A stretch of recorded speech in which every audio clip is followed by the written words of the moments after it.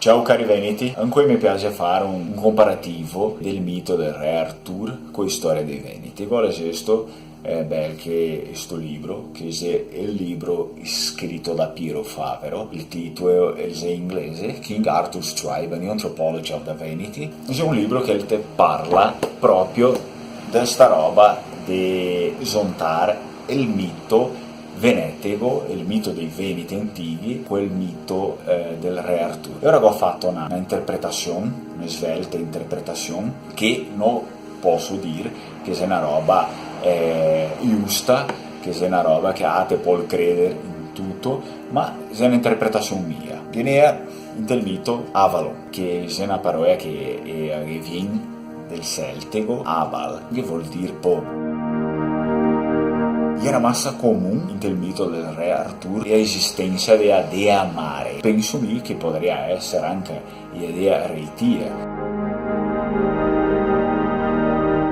perché il mito del re Artù è un mito indoeuropeo e ora Reitia era una dea indoeuropea. Genera massa un'offerta del pomo, che la dea mare e che voleva chiamare un parento dell'Avalon, marcatamente gli eroi, i guerrieri che ga onor sufficiente e che portea un pomo e ora sto guerriero era buon di andare al rento dell'Avalon, un posto che si massa comunque questa roba di fare, di produrre pumi e di vendere pumi e di far festa con i pumi. È il comune di Monfubo.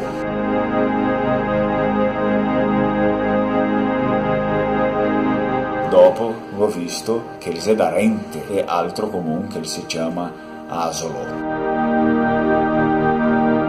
In lingua venetega si chiama Achelon. Credo che Achelon è proprio prossimo della parola Avalon. Mi vedeva che in quel tempo non si sia una divisione tra i comuni e ora può essere che era tutto una stessa roba.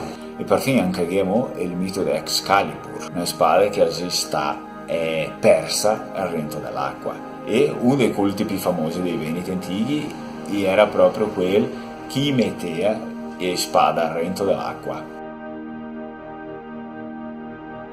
Non si sa quello che è proprio giusto, ma è una interpretazione che mi ho fatto.